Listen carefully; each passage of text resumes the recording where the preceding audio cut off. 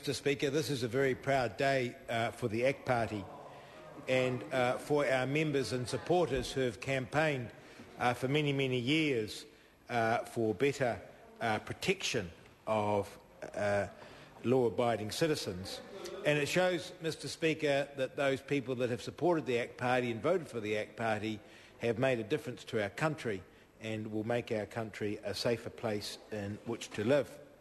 We have, Mr Speaker, in the ACT Party, as a part of our constitution, the view that the primary role of any government is to keep the citizens safe in their communities, in their places of work and at home. We're also aware, sir, as a party, that keeping our communities safe is part of the wider set of policies needed to deal with disadvantage in our society. And I take on board the comments made by the Labor Party and the Green Party. The way the ACT Party looks at these wider issues is that to address poverty and economic and social disadvantage, we must reform welfare, keep our communities safe from crime, improve education through school choice, and stop taxing low-income people so punitively. Instead, our tax system punishes enterprise and hard work.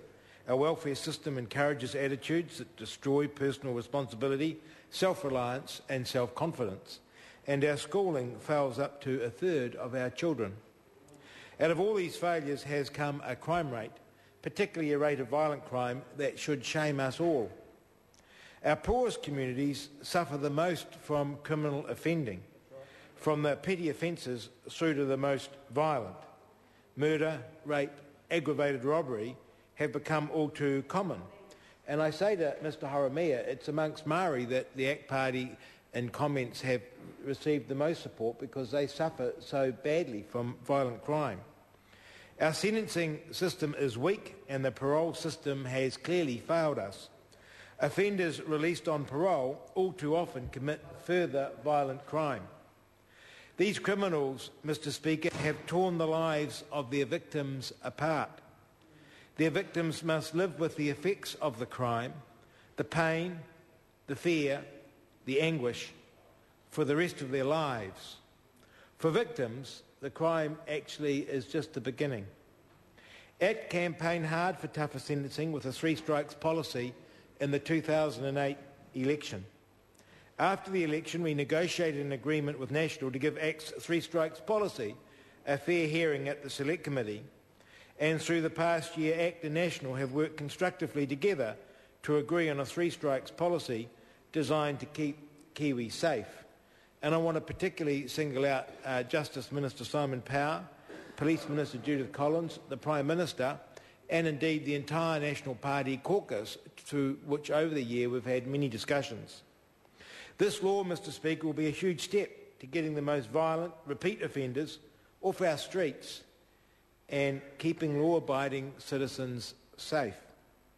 The three strikes policy is focused on a small subset of criminal activity.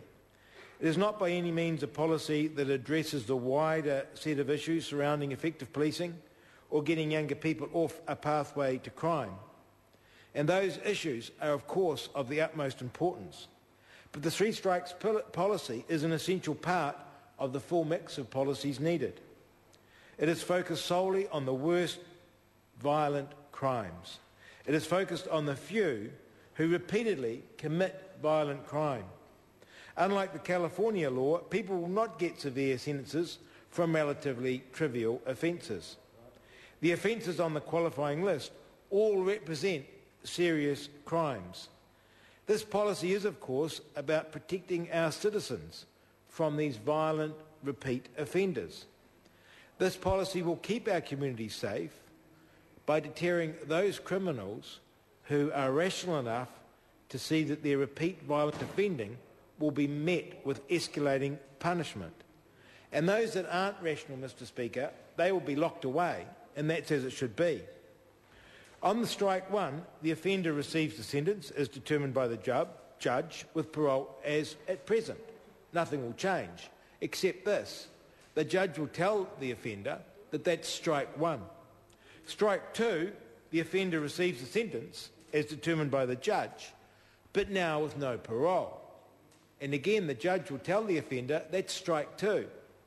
And strike three, Mr Speaker, the offender will receive the maximum sentence for that crime with no parole. That's strike 3. The maximum sentence with no parole. An essential element of the three strikes policy is that it deliberately escalates the punishment for repeat violent offenders. Most offenders won't want to risk a second strike. And so when they're told about their first strike, they'll have to think very, very hard about whether they amend their ways or they carry on a life of violent crime. Isn't that a good thing, Mr. Speaker, that we actually send a signal to young male violent offenders that it's a good idea to stop your violent offending? Isn't that the sort of signal that we want to be sending? Maori, Pacific, European, whoever it is that is committing the crime in our community. And that's what this bill will do. Most offenders won't want to risk a second strike, and they certainly won't be wanting a third strike. The evidence demonstrates, Mr. Speaker, that these policies work. Some offenders modify their behaviour, and again, Mr. Speaker, isn't that a good thing? Because no longer will they hurt people, but more particularly, they will improve the way they live their lives. And those that don't modify their behaviour, Mr. Speaker, they will get locked away for longer. And so they should, because like I said, Mr. Speaker, the ACT Party has a view that our first priority is to protect people from violent crime. And if people can't modify their behaviour, if they're going to come out and kill, rape and maim, then we say, Mr. Speaker, our first priority is to keep our citizens safe, and that's what this three strikes policy is all about.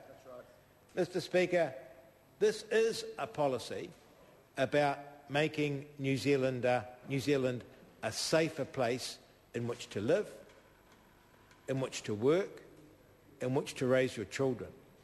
It's about sending, Mr. Speaker, a very powerful signal to repeat violent offenders that their repeat violent offending will no longer be tolerated. And I say, Mr. Speaker, isn't it about time that we all stood up as New Zealanders and said no to violent crime? Isn't it time, Mr. Speaker, that everyone in this House stood up and said we will not tolerate repeat violent crime? We will not make excuses for repeat violent crime. And I'm astonished sitting here hearing the Labour Party and the Green Party excuse it. I think it'd be okay, Mr. Speaker, for people that are protected and are safe from violent crime and not living amongst it on a day-by-day basis. But I say, Mr. Speaker, that for the first time ever, we actually have a government that is hearing the message of New Zealanders, that is responding to the concern of New Zealanders, and is saying, hold, enough to violent crime. We will not tolerate repeat violent crime, Mr. Speaker. And I say to New Zealanders that everyone can see this day in this Parliament that the ACT Party has made a difference, that people's support for the ACT Party has made a difference, that their vote for the ACT Party has made a difference. And I think it's a shame that more MPs actually haven't heard the concerns of their communities, that it is well past time that we said no to repeat violent offending. Mr. Speaker, this is a good bill and I commend it to the House. Call Dr. Cam Calder.